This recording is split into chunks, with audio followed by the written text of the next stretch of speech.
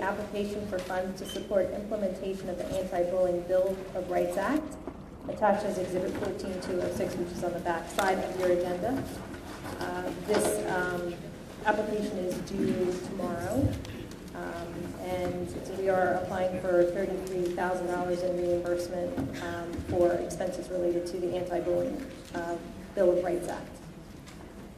Could I have such a motion, please? Second. Any questions? Yes.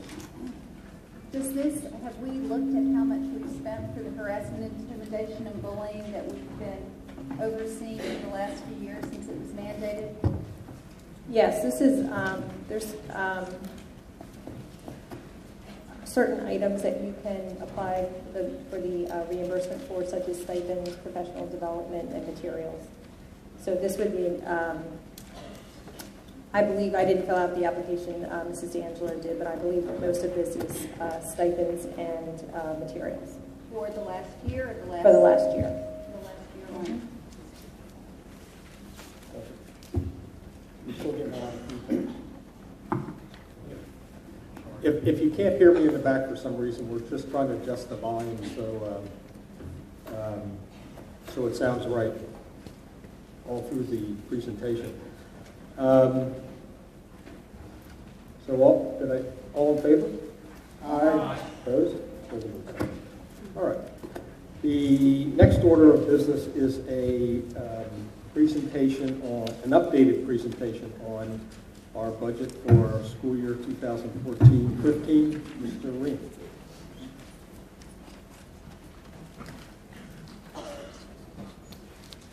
Thank you, Mr. Mishler.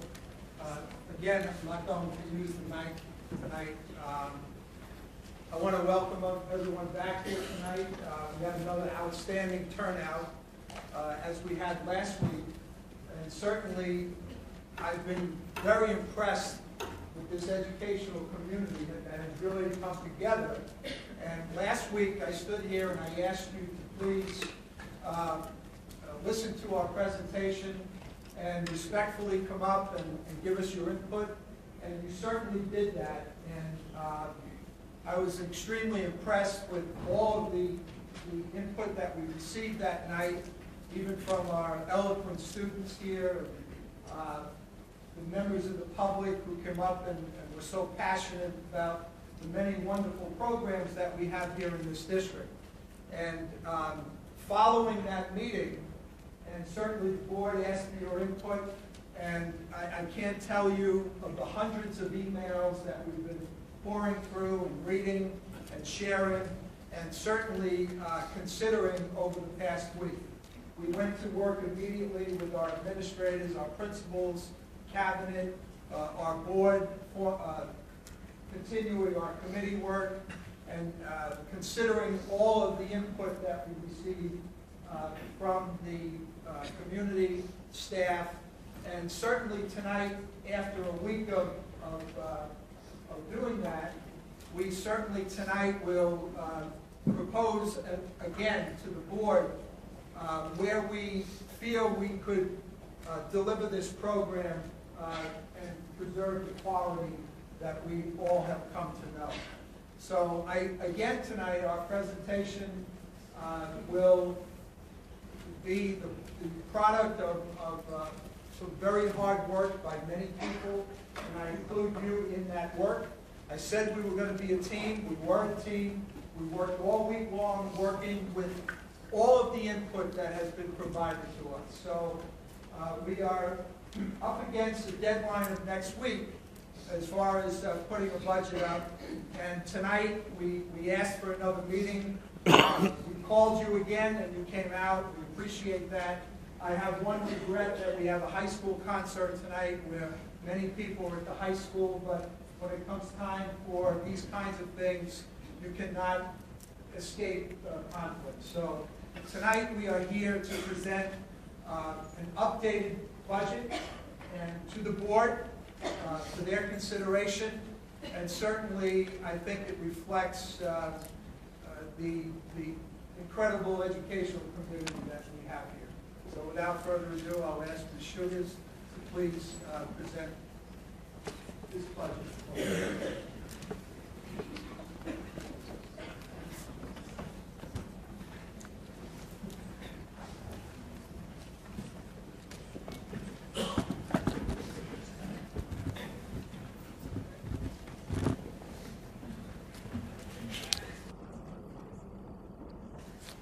Good evening, and thank you for coming out tonight.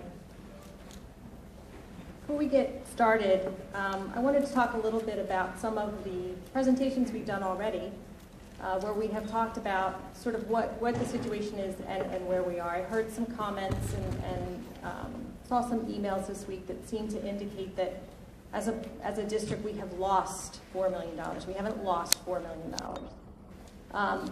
The challenge in this year's budget is the fact that we have both a funding challenge on the one side and an expense challenge. And the funding challenge is the fact that using our fund balance, which I had mentioned before, is sort of like our savings in a sense. We used $2.5 million of our fund balance in our budget last year in the 2013-14 budget. We currently have $406,000 that we must use in the budget for this year. So there's a significant decline in those funds that are available. And even if we increase our taxes by the full 2%, it's $1 million, just over $1 million. It doesn't make up for that lack of funding source with the fund balance. So even before we started our budgeting process, we knew that we had less funds and less revenues to work with.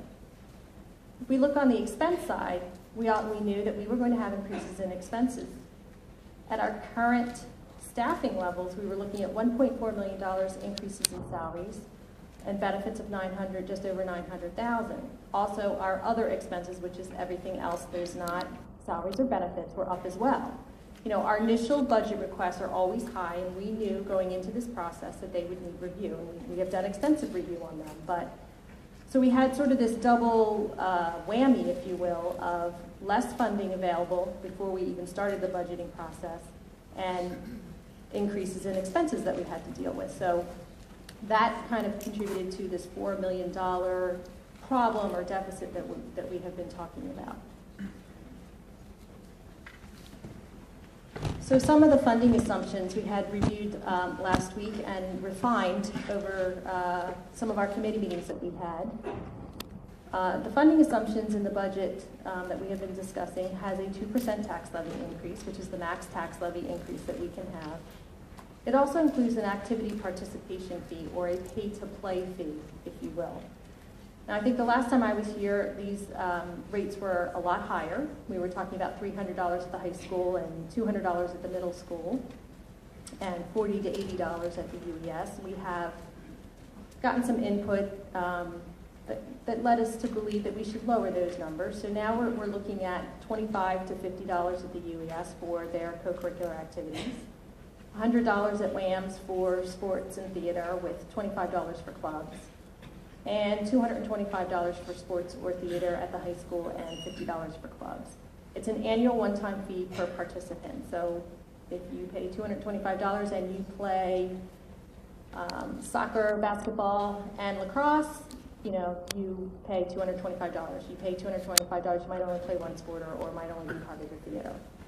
The family cap that's currently in our pay to participate policy is 3 times the highest fee, so that would be the max fee that any family would pay. And we would make exceptions for free and reduced lunch eligible students. We also talked about a parking fee, which is something new from the last time we were with you. $100 per student driver as an annual fee for parking. We will also maximize the use of our extraordinary aid and use as much fund balance as we feel that we can this year. Certainly not $2.5 million, but closer to around $800,000 in fund balance. And we also received 2 new categories of aid, park readiness aid and per pupil growth aid, which equates to about $75,000, and we would use those aids as well. So I just want to review one more time what banked cap is, because there seems to be a little bit of confusion about that. So banked cap is not a pot of money, but it is the ability for us to expand our taxing authority. So because in the past 3 years' budgets, we have not gone to our full 2% tax increase, we have been able to bank that tax increase, and we can use it in certain circumstances in future budgets. We have to use it for a very specific need and amount. We can't just say, we need additional funds this year, we're going to use this. It has to be for something specific, and it can't be something that is deferred or incrementally completed over a longer period of time. We have to get county approval to do this. So should we decide to use this bank cap, we will have to submit our resolution and our specific needs and amount to the county and ask for their approval for it. It's a 3-year cycle, so the banked cap from the 2011-12 school year of $695,000 will be lost. If we don't use it in this budget, it goes away. And we have to go to 2% in order to use bank cap. We cannot go to less than 2% and try to use bank cap. We have to use all of our eligible statutory spending authority in this budget year before we can think about using any kind of bank cap. So some of the items that we, after, again, meeting with all of our board members and our administrators and discussing all of the feedback that we got from our last meeting, we have proposed in this budget that we would use $184,000 of the bank cap at the elementary schools, and that would restore kindergarten paras. All of them would be part-time. We did have a few, in this budget year, we have a few full-time paras, but we would have part-time kindergarten paras, and we would also restore the challenge program cut.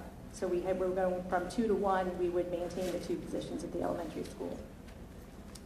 At the UES, we would use $210,000 of bank cap, and we would restore the music position cut and restore the 2 world language cuts that were proposed.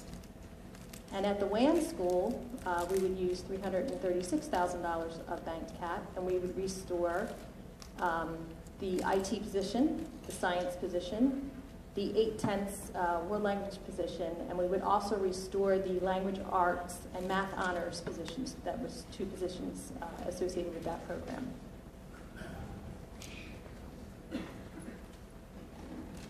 At the high school, we would use $248,000 worth of bank cap, and we would restore the guidance counselor position, the 2/10 world language that goes with the 8/10 at the middle school, and a half-time Spanish position. And we would also use restore 2 FTEs to alleviate some of the class size increase issues that we saw that may result from some of the cuts that we had put on the table. From an operational standpoint, there's a couple things that we felt we should use some of our bank cap. One is to restore professional development, as we are in our 3-year tech plan and implementing new technologies.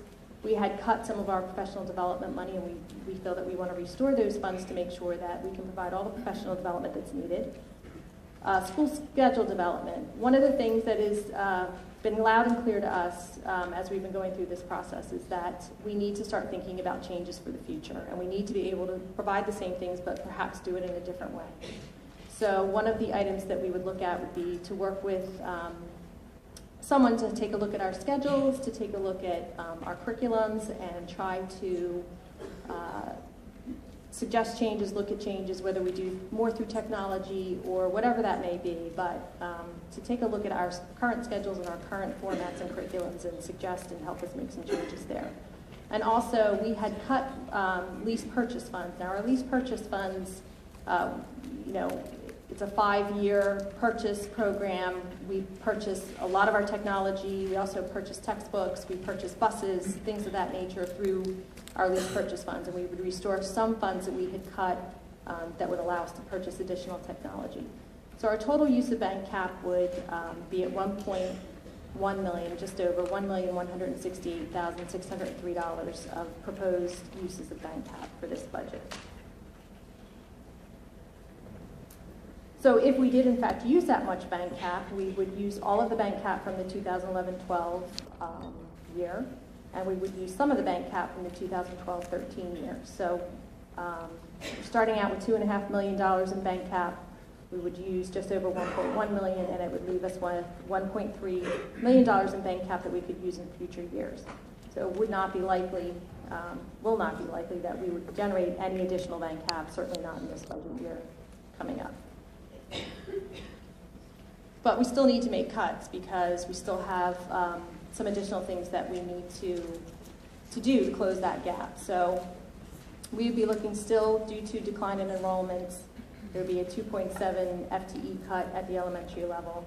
At the UES, class size and enrollment decline, including a physical education position, we'd be looking at 2.25 FTEs at the UES.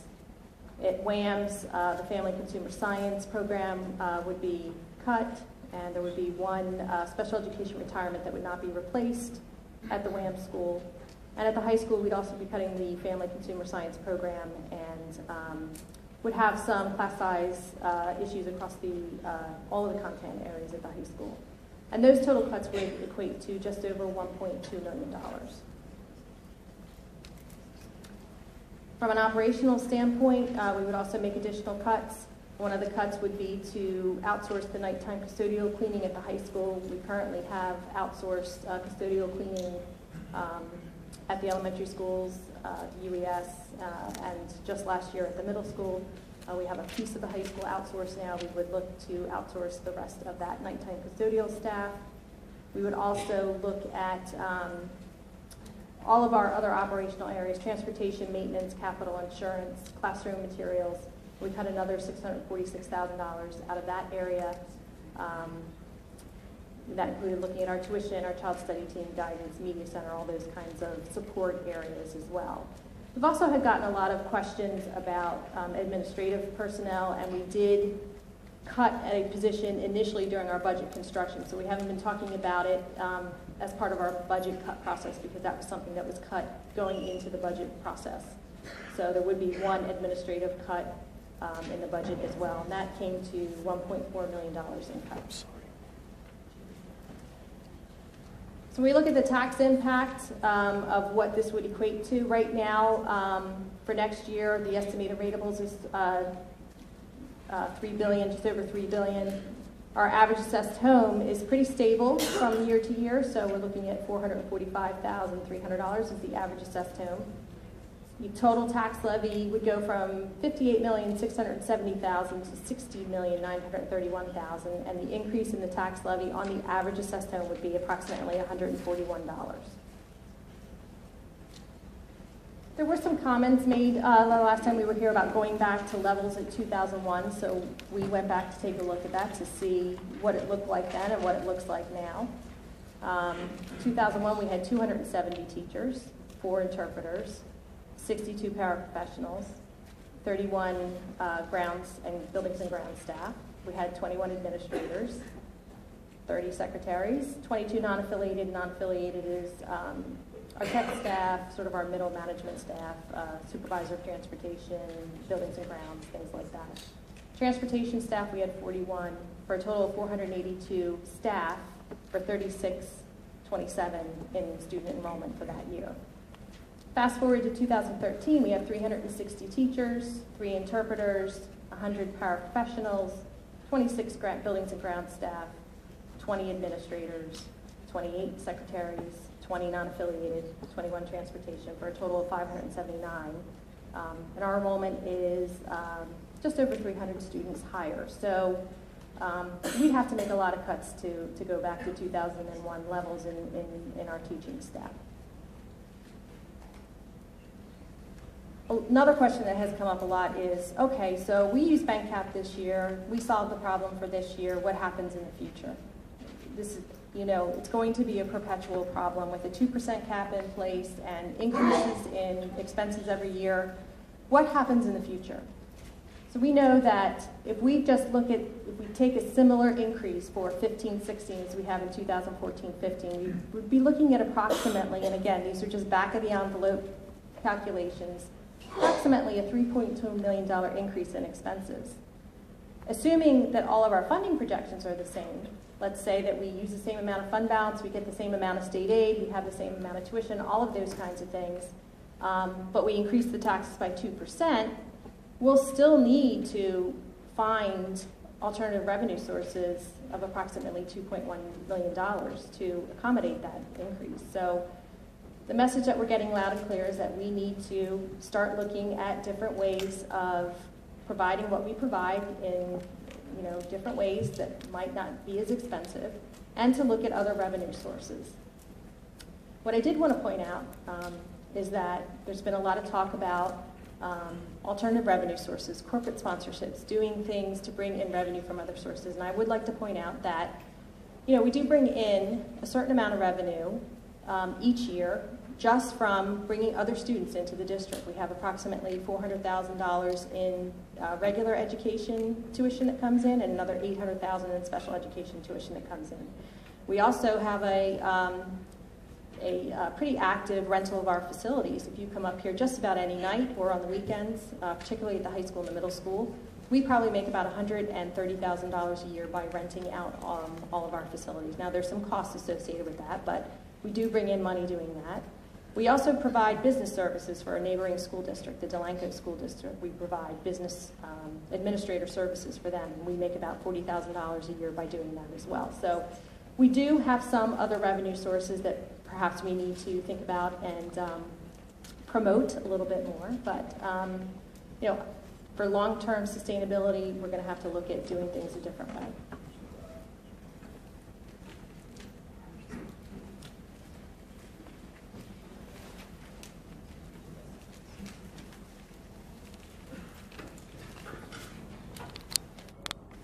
So,